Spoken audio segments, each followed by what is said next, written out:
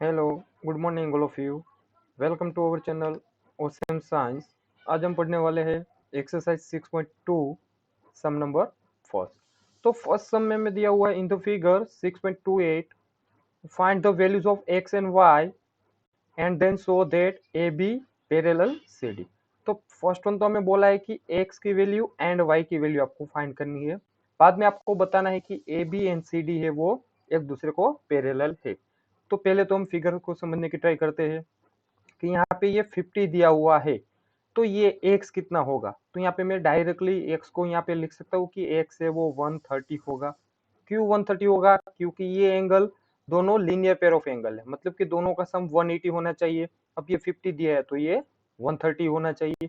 अब ध्यान से देखो तो यहाँ पे एक z क्रिएट हो रहा है, मतलब कि अल्टरनेट इंटीरियर एंगल होगी। तो ये 130 है तो y कितना होना चाहिए? 130। या तो आप यहाँ से भी ले सकते हो कि ये 130 दिया हुआ है तो ये ऑब्वियसली 130 ही होगा, क्योंकि वर्टिकली ऑपोजिट एंगल है। अब एक्स एंड वाई की वैल्यू आपको मिल गई है। दूसरी बात बोली है आपको कि so that A B parallel C D, मतलब कि A B and C D को आपको पैरेलल दिखाना है। तो यहाँ पे ये बात आप बोल सकते हो कि ये दोनों एंगल इक्वल है और दोनों अल्टरनेट इंटीरियर एंगल है। 130 130 आ रहे, दोनों अल्टरनेट इंटीरियर एंगल है, दोनों इक्वल है, मतलब कि ये दोनों लाइन पैरेलल होगी। ओके, अब इसको सोल्व करते हैं।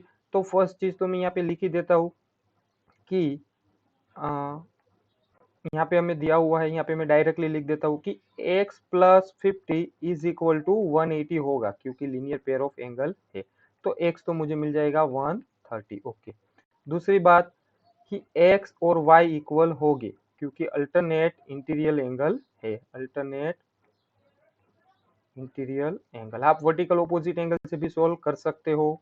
अब y, x और y इक्वल हो गए। x 130 है तो y ऑब्वियसली क्या हो जाएगा? 130।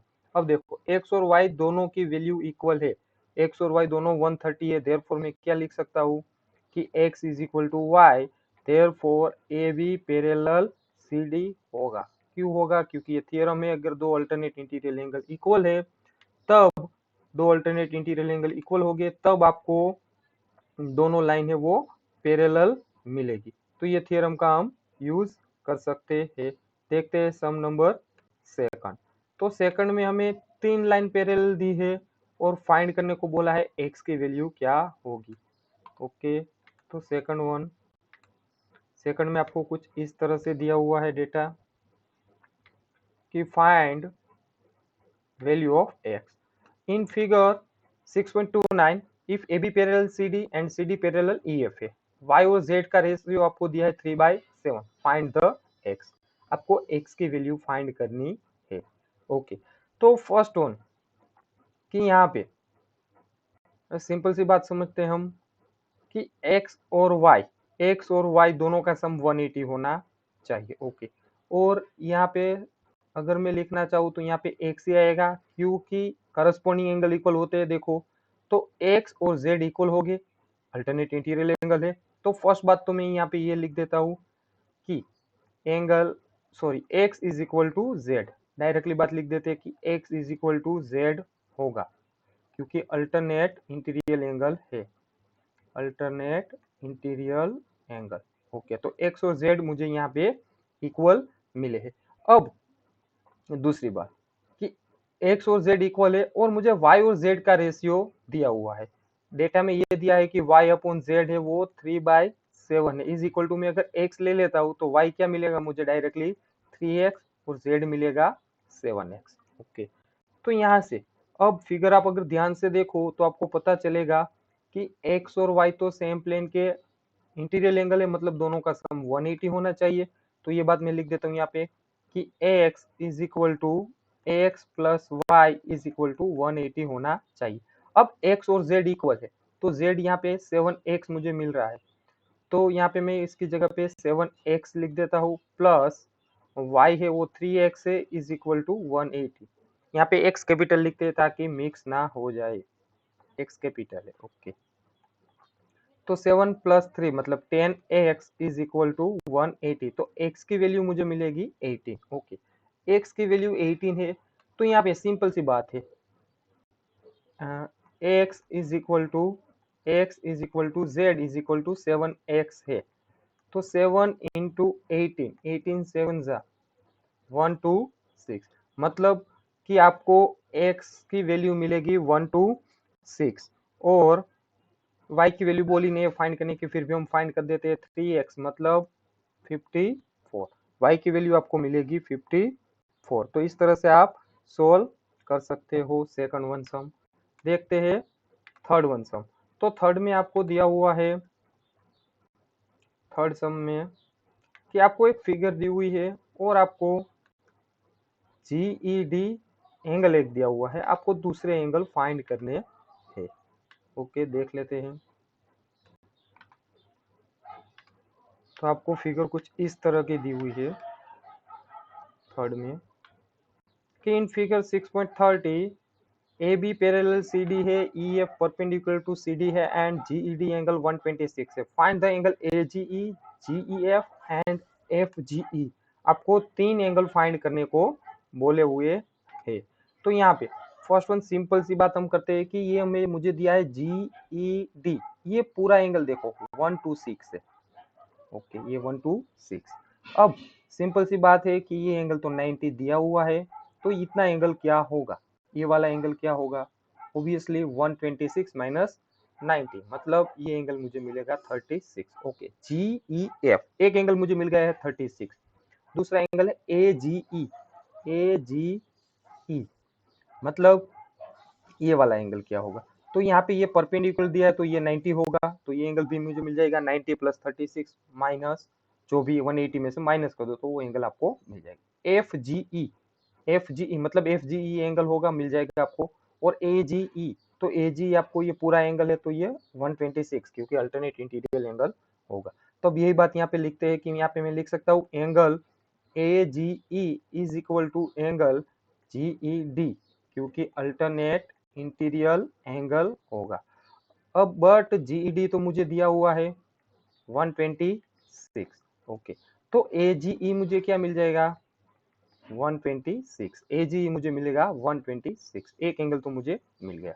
अब दूसरा एंगल फाइंड करते हैं जीईएफ, जीईएफ तो जीईएफ के लिए मैं ये बात लिख सकता हूँ कि angle GED is equal to angle GEF plus angle FED. Okay, GEF plus FED.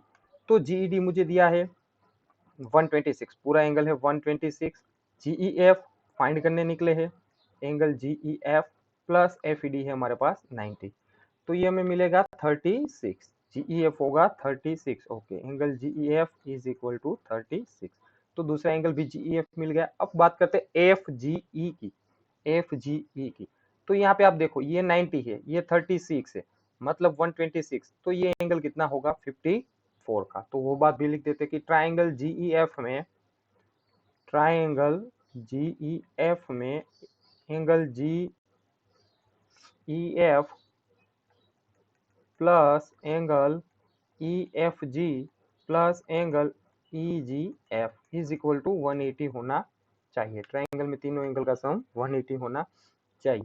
तो एक एंगल हमें दिया है ई एंगल 36 है, एफ एंगल 90 है, तो ये एंगल पे लिख देते 36, एफ एंगल पे 90 और हमें ईजीएफ फाइंड करना है इज इक्वल टू 180।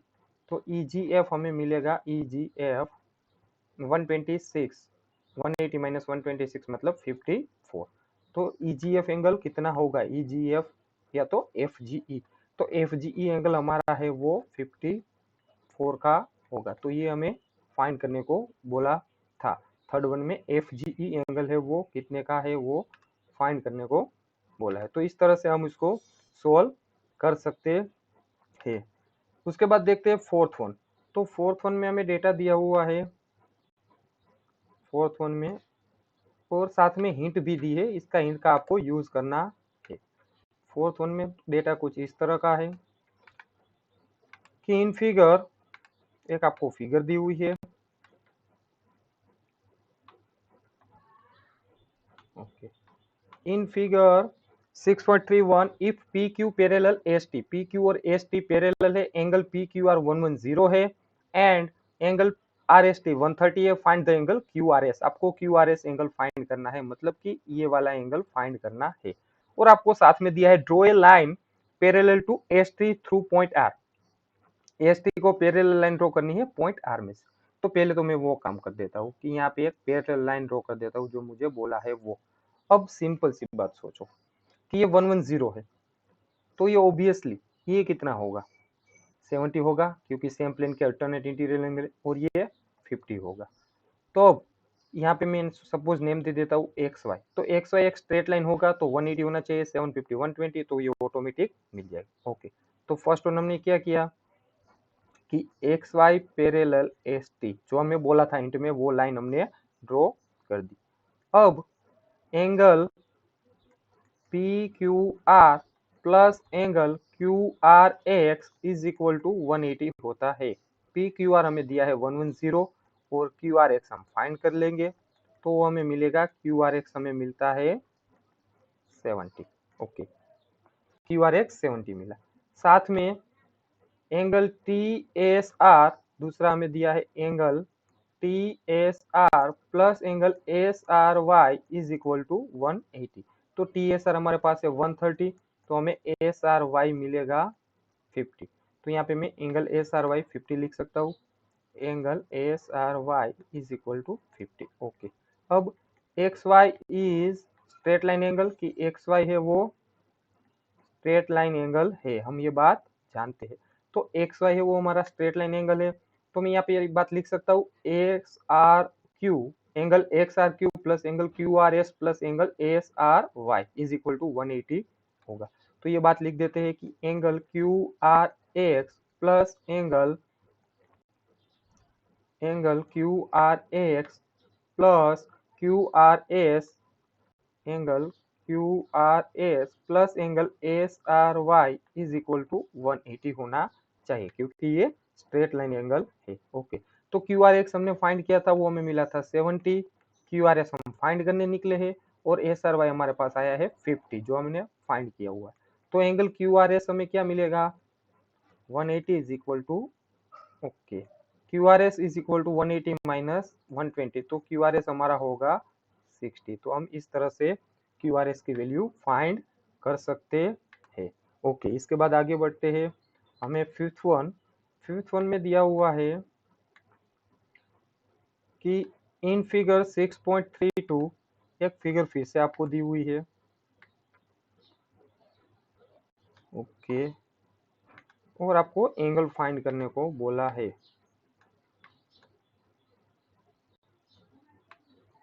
आपको बोला गया है in figure 6.32 if AB parallel CD है and angle APQ is equal to 50 degree है and angle PRD is equal to 127 है, तब आपको एक्स एंड वाई की वैल्यू फाइंड करनी है। तो यहाँ पे पहले तो देख लो कि आपको ये 50 दिया हुआ है। अब ये 50 है तो यहाँ पे Z क्रिएट हो रहा है, यहाँ ये एंगल और ये एंगल, यहाँ पे Z हो रहा है, तो ये भी 50 होगा। चलो एक्स तो हमें मिल गया।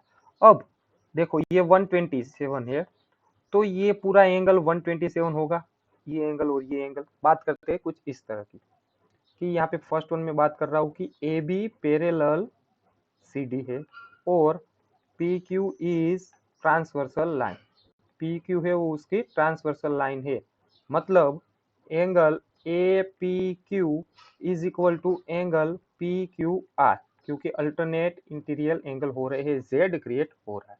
तो ये आपको 50 दिया है और ये आपको x दिया है, तो x की वैल्यू तो आपको मिल गई 50 है। ओके, एक काम खत्म हो गया। अब दूसरे के लिए मैं ये बात भी लिख सकता हूँ कि A B parallel C D है, ट्रांसवर्सल लाइन चेंज कर देते हैं, P R is transversal line, P R उसकी ट्रांसवर्सल लाइन है। ओके, तो अब यहाँ से मैं ये बात ले सकता हूँ कि पी आर अगर उसकी ट्रांसवर्सल लाइन है तो angle A P R plus angle A P R is equal to angle P R D, दोनों इक्वल हो गए अल्टरनेट इंटीरियर एंगल। ओके, तो ए पी आर में आप देख सकते हो 50 प्लस वाई है, 50 plus Y is equal to ये 127 दिया हुआ है, तो 127, तो y आपको क्या मिलेगा 127 माइनस 50। अगर 127 में से आप 50 माइनस कर दोगे तो आपको y की वैल्यू मिल जाएगी, और 127 माइनस 50 मतलब 77। तो आप इस तरह से फिफ्थ वन को सोल्व कर सकते हो। दूसरी मेथड ये है कि आपको 50 मिल चुका है, अब ये देखो लीनियर पेयर एंगल है तो ये कितना होना चाहिए, 53 होगा, 127 है तो ये 53। अब देखो 50 53 ये ट्राइंगल है तो ट्राइंगल के तीनों एंगल का सम 180, दो एंगल आपके पास है तो 180 में से दोनों का सम को माइनस कर दो। तो उस तरह से भी आप इसको सोल्व कर सकते हो। ओके, अब देखते हैं थर्ड वन, 6-1 इस एक्सरसाइज का लास्ट सम। तो 6-1 में आपको दिया हुआ है in figure 6.33 PQ and RS two common mirror, data आपके सामने रख देता हूँ कि PQ and RS two common mirrors are placed to each parallel to each other and incident rays AB strikes the mirror PQ at B. The reflected ray moves along the path BC and strike the mirror RS at C and again reflect back along the CD. Prove that AB parallel CD. यहाँ पे ये दोनों mirror की surface दी है, इन side में एक रे पास हो रहा है तो आपको ए बी और सी डी पैरेलल ऐसा बताना है। मतलब कि किसी भी तरह से मुझे ये एंगल और ये एंगल इक्वल दिखाना होगा तभी मैं बता सकता हूँ कि ए बी और सी डी पैरेलल है। ओके, तो इसके लिए थोड़ा सा साइंस का यूज करते हैं। साइंस में आप पढ़ चुके हो कि कोई भी रे रिफ्लेक्ट होता है तब उसका इंसिडेंस एंगल और रिफ्लेक्शन एंगल दोनों एंगल इक्वल होते हैं। अगर मैं बात करूँ तो theta I is equal to theta R, theta angle को रिप्रेजेंट कर रहा है, मतलब कि इंसिडेंट एंगल और उसका रिफ्लेक्टेड एंगल है वो दोनों इक्वल हो गए। तो ये इसका यूज हमें करना है। तो इसको सोल्व करने के लिए फर्स्ट वन कि मैं यहाँ पे एक लाइन ड्रॉ कर रहा हूँ और यहाँ पे एक ड्रॉ कर रहा हूँ। सपोज इसको बी एम बोल देता हूँ और इसको बी एन बोल देता हूँ। और जो एंगल क्रिएट हो रहे हैं एंगल के नेम भी दे देते हैं कि ये 1 एंगल है, ये 2 है, ये 3 है और ये 4 है। तो फर्स्ट वन मैंने कुछ इस तरह का किया है कि B M perpendicular to P Q, एक ये ड्रॉ किया है। दूसरा ड्रॉ किया है C N perpendicular to R S या तो एस आर। अब यहाँ पे आपको ये बात दी हुई है कि पी क्यू और एस आर तो पैरेलल है, पी क्यू और एस आर पैरेलल है। देयरफॉर मैं ये बात भी लिख सकता हूँ कि बी एम और सी एन पैरेलल होगी एक दूसरे को। अब B M and C M are two parallel lines, B M and C M दोनों पैरेलल लाइन है एंड बी सी लाइन है उसकी ट्रांसवर्सल लाइन है। तो यहाँ पे मैं बात लिख सकता हूँ B M parallel C N है and B C is transversal line, कि बी सी है वो उसकी एक ट्रांसवर्सल लाइन है। अब बी सी ट्रांसवर्सल लाइन है तो आप क्या बोल सकते हो कि एंगल 2 और एंगल 3 इक्वल हो गए क्योंकि ये ट्रांसवर्सल लाइन है। तो ये अल्टरनेट इंटीरियर एंगल हो गए, तो अल्टरनेट इंटीरियर एंगल है ये, तो ये इक्वल होते हैं। मतलब कि ये बात मैं लिख सकता हूँ एंगल 2 और एंगल 3 इक्वल हो गए, अल्टरनेट इंटीरियर एंगल। मुझे लास्ट में प्रूव करना है ए बी और सी डी दोनों इक्वल है। अब आप लॉज ऑफ रिफ्लेक्शन से ये बात लिख सकते हो कि एंगल 1 और एंगल 2 इक्वल हो गए, एंगल 3 और एंगल 4 इक्वल हो गए by the law of reflection के। इंसिडेंट एंगल और रिफ्लेक्शन एंगल दोनों इक्वल होते, तो उसका अगर हम यूज कर देते हैं तो bye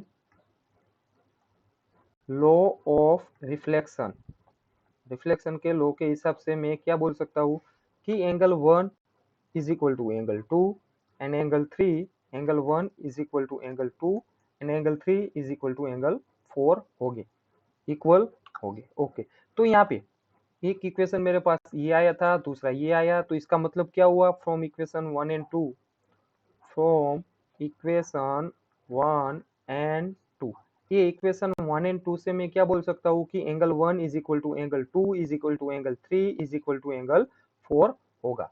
angle 1 is equal to angle 2 is equal to angle 3 is equal to angle 4, मतलब 1 is equal to 2 is equal to 3 is equal to 4। अब देखो कि मैं मुझे प्रूव करना है A B parallel P Q है। ओके, तो सबसे पहले कि एंगल 1 प्लस एंगल 2 करता हूँ तो इज इक्वल टू मैं ये बात लिख सकता हूँ एंगल 3 प्लस एंगल 4, मतलब यहाँ पे आएगा एंगल ए बी सी और यहाँ पे 3 प्लस 4 करूंगा तो एंगल डी सी बी। अब देखो ये दोनों एंगल इक्वल है, मतलब कि अल्टरनेट इंटीरियर एंगल है और वो दोनों इक्वल है, तो मैं ये बात लिख सकता हूँ ए बी और सी डी है वो पैरेलल होगी, ए बी और सी डी है वो लाइन पैरेलल होगी। यहाँ पे मैंने सिंपल बस लॉ ऑफ रिफ्लेक्शन का यूज किया हुआ है। फर्स्ट वन मैंने ड्रॉ किया था बी एम और सी एम परपेंडिकुलर है P Q and S R को, तो 2 एंड 3 तो ऑब्वियसली इक्वल हो गए ही क्योंकि पैरेलल है तो अल्टरनेट इंटीरियर एंगल इक्वल होते। फिर यूज किया है बाय लॉज ऑफ रिफ्लेक्शन, तो ये रे कुछ इस तरह से हो रहा है कि ये आपका ए है, ये आपका बी है, ये आपका एम है। अब देखो ये आपके लिए क्या होगा, इंसिडेंट रे होगा तो 1 है, और ये आपके लिए रिफ्लेक्शन रे होगा तो 1 और 2 इक्वल हो गए। सेम वे आगे बढ़ेंगे तो यहाँ पे कुछ इस तरह से होगा कि ये एंगल आपका 3 है और ये एंगल आपका 4 है। तो 3 आपके लिए इंसिडेंट एंगल है और 4 आपके लिए रिफ्लेक्शन एंगल है। तो एंगल 1 और एंगल 2 इक्वल हो गए और 3 और 4 इक्वल हो गए। तो यहाँ पे मैंने यूज किया है लाइट ऑफ रिफ्लेक्शन में इंसिडेंट एंगल और रिफ्लेक्शन एंगल दोनों इक्वल होते हैं, वो बात का यहाँ पे यूज किया हुआ है। तो यहाँ पे हमारी एक्सरसाइज 6.2 ओवर होती है। नेक्स्ट लेक्चर में देखेंगे एक्सरसाइज 6.3।